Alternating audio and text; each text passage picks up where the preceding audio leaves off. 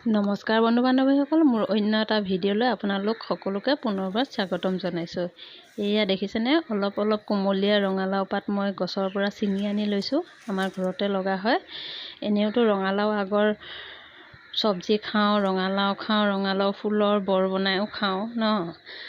আজি ভাবিলোঁ ৰঙালাও পাতৰে এখন তৰকাৰী বনাই খাওঁ, আৰু মই কেনেকৈ বনাওঁ আপোনালোককো লগতে দেখুৱাই যাওঁ। তেতিয়াহ'লে ব'লকচোন মই কেনেকৈ বনাওঁ চাই থাকক। এই ৰঙালাও পাতখিনি মই মিহি মিহিকৈ কাটি ল'লোঁ।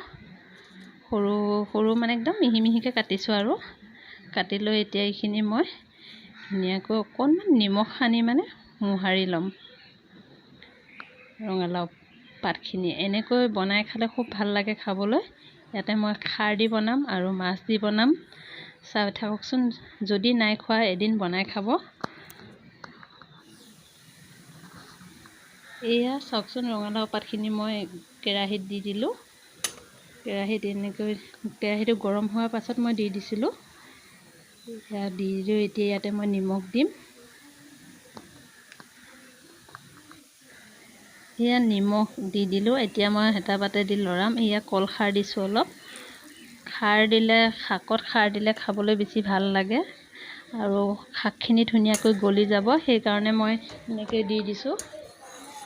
এয়া এনেকৈ অলপ সময় লৰাই এতিয়া মই ঢাকি থৈ দিম। মই প্ৰথমতে চম্ভাৰ দিয়া নাই, মই পিছত চম্ভাৰ দিম। সেইকাৰণে ভাবিলোঁ প্ৰথম পাতখিনি মই সিজাই লওঁ, সেইকাৰণে সিজাই লৈছোঁ। এয়া ঢাকোনখন অকণমান সময়ৰ পিছত মই আঁতৰাই দিছোঁ। চাওকচোন, ধুনীয়াকৈ শাকখিনি সিজি আছে, উতলি আছে। এইখিনি ধুনীয়াকৈ গলি গৈছে, আৰু অলপ সময় মই সিজাম। আৰু এইখিনিতে মই আপোনালোকক এটা অনুৰোধ কৰোঁ, যিসকলে মোৰ চেনেলটোলৈ নতুনকৈ আহিছে, প্লিজ চেনেলটো ছাবস্ক্ৰাইব কৰিব। কাষতে থকা বেল আইকনটো প্ৰেছ কৰি অল কৰি দিব। আৰু যিসকলে মোৰ ভিডিঅ' চায়ে আছে, তেওঁলোকে প্লিজ লাইক কৰিব, কমেণ্ট কৰিব, আৰু মোৰ চেনেলটো ভিডিঅ'বোৰ চাই থাকিব। এই পানীখিনি শুকাই গৈছে দেখিছেনে, মই হেতাখনে অকণমান হেঁচি দিছোঁ। এতিয়া মই ইয়াতে পানী দিম। পানীখিনি মই গৰম পানী দিম। গৰম পানীখিনি দি দিলোঁ।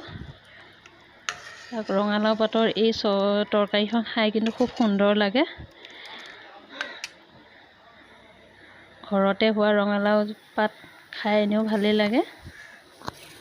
ইমান ধুনীয়াকৈ তৰকাৰীখন উতলি আছে দেখিছেনে। তৰকাৰীখন এতিয়া মই এইখিনিতে ৰাখি থৈ দিম। এতিয়াহে মই চম্ভাৰ দিম। এয়া চম্ভাৰ দিব কাৰণে মই গেছত এখন কেৰাহী উঠাই দিলোঁ। কেৰাহীখনতে মই এইখিনি থেতালি লোৱা নহৰু আৰু জলকীয়া মই এটাই দিছোঁ, বেছি জলকীয়া নাখাওঁ, আপোনালোকে খালে বেছিকৈ দিব পাৰে। কেৰাহীত তেল গৰম হৈছেই, তেল দি দিলোঁ। এতিয়া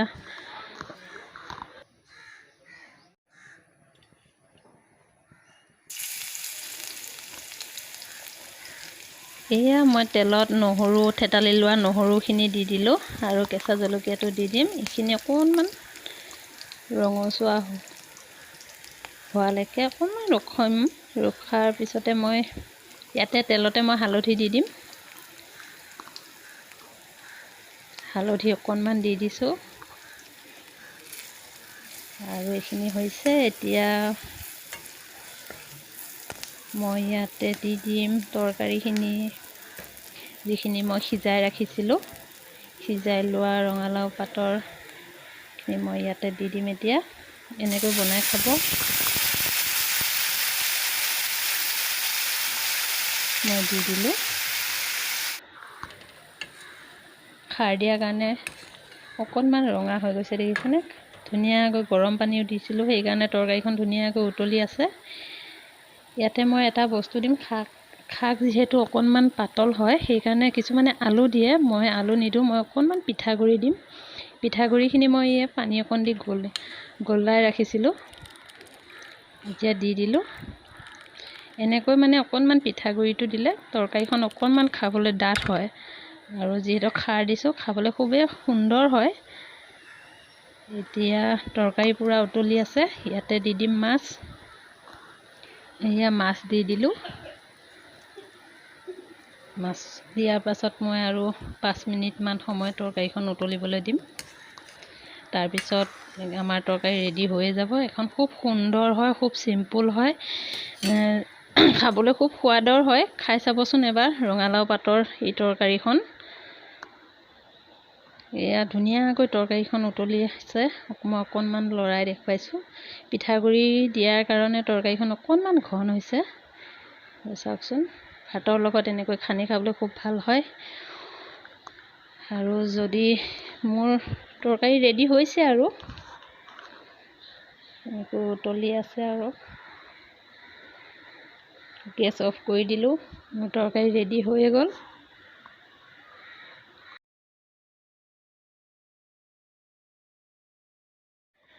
এয়া ঠাণ্ডা হোৱাৰ পিছত মই বাতি এটাত লৈ দেখুৱাইছোঁ। চাওকচোন, তৰকাৰীখন দেখিবলৈ ইমান সুন্দৰ হৈছে। যদি নাই খোৱা এবাৰ খাই চাব। আৰু মোৰ ভিডিঅ'টো কেনেকুৱা লাগে প্লিজ লাইক কৰিব, কমেণ্ট কৰিব। মোৰ চেনেলটো ছাবস্ক্ৰাইব কৰি কাষতে থকা বেল আইকনটো প্ৰেছ কৰি অল কৰি দিবলৈ